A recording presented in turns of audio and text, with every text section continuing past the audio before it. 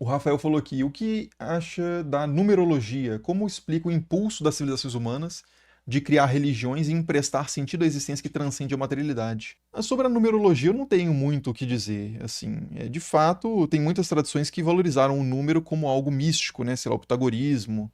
Praticamente todas as tradições, na verdade, né? O número 7 é muito recorrente em várias culturas como um número associado ao sagrado. Mas isso pode ter a ver com as semanas, né? Com as fases da lua. Ou não, sei lá. Mas, assim, sobre a segunda questão, como explica o impulso das civilizações humanas de criar religiões e emprestar sentido à existência que transcende a materialidade? Eu vejo como um impulso antropológico, assim, um impulso próprio do ser humano.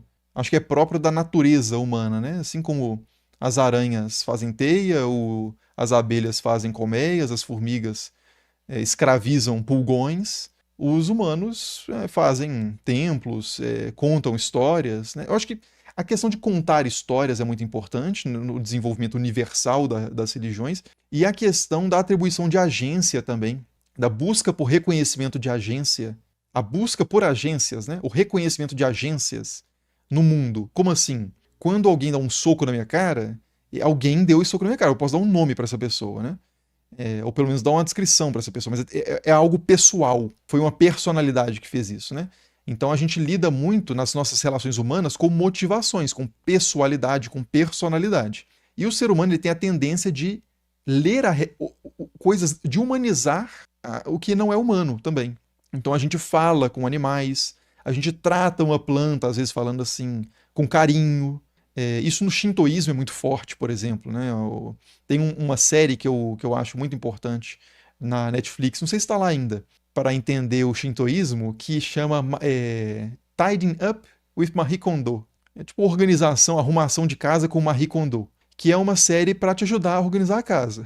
Então, assim, não é uma série, não é um documentário religioso, histórico, nem nada desse tipo. Mas a relação da Marie Kondo, que é a mulher, uma japonesa, que ajuda o pessoal a deixar a casa em ordem, a relação que ela tem com os objetos da casa, com a casa em si, ela agradece a casa. Ah, vamos fazer um momento para agradecer a casa.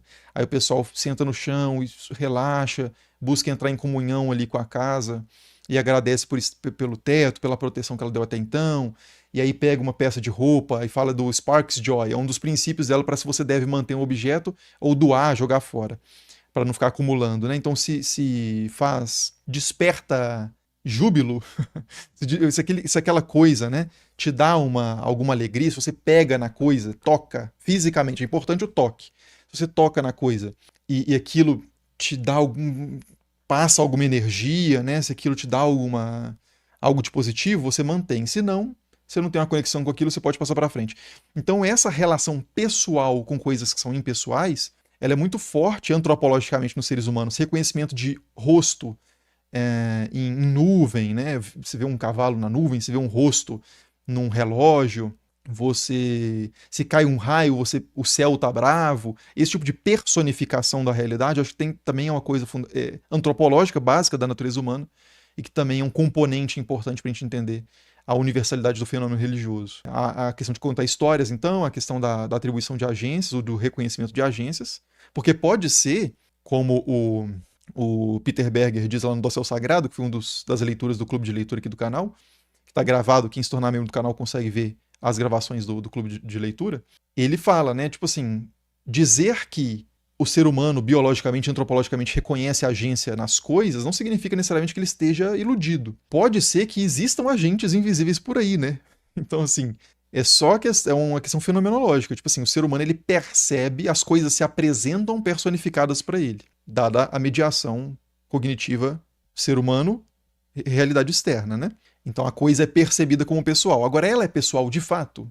Aí já são outros 500. Mas assim, esse é um outro fator importante para considerar no desenvolvimento das religiões. E aí, questões de angústias também importantes, né? Tipo assim, as principais perguntas existenciais são perguntas que nenhum outro campo responde muito bem. Tipo assim, o problema da mortalidade, da finitude da vida, né? De perder uma pessoa querida. Tipo assim, é uma coisa que não tem como você ignorar.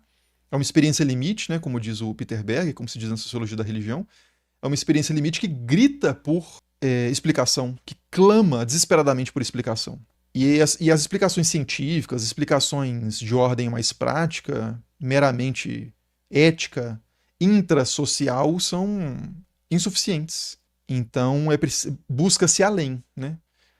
Nisso você pode acertar ou você pode errar, mas a motivação existe. Se a resposta a essa angústia é correta ou incorreta, são outros 500 também, que cada um, a partir da sua própria tradição religiosa, seus compromissos, suas próprias experiências místicas, o que seja, vai responder.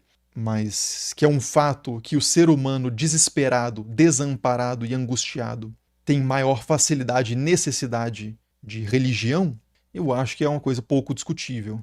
Religião nesse sentido mais de uma busca intensa pelo transcendente, né, por agentes invisíveis e coisas do tipo. De novo, o que não significa, isso não desmerece em nada a experiência religiosa, pelo contrário, eu diria. Porque é o ser humano no seu momento de maior realidade, de maior consciência de si, de maior concentração, né, experiencial e existencial, e que faz as perguntas. Então, eu acredito que as respostas dadas nesse contexto são respostas de enorme importância, preciosidade histórica, cultural, antropológica.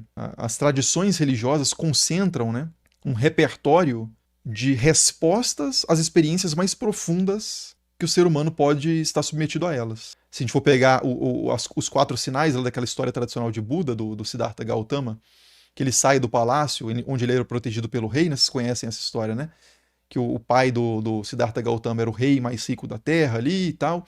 E aí ele protegia o seu filho das mazelas do mundo, e quando ele fica mais velho, ele sai do palácio e vê um doente e descobre a doença, descobre a impermanência da saúde, vê um velho curvado, então ele vê a impermanência da vida, a finitude da vida, vê um morto, que aí é mais fortemente, né, essa descontinuidade da vida, e depois ele vê um asceta, um homem que está buscando vencer esse sofrimento. Druja, se eu não me engano, é o termo.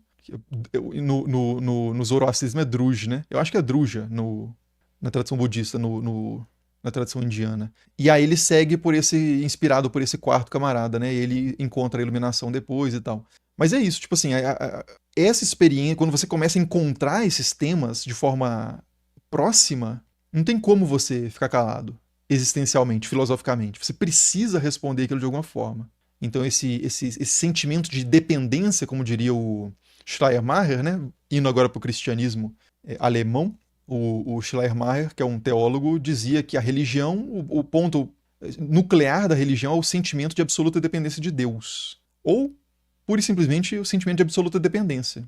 Quando você percebe o quão pequeno você é, o quão frágil você é, o quão necessitado de tudo você é em termos biológicos, em termos afetivos, o quão hipossuficiente você é. E aí você responde isso eticamente, misticamente, mitologicamente, culticamente. E esse acervo de respostas às experiências mais difíceis da essência humana formam o repertório das grandes tradições religiosas, né?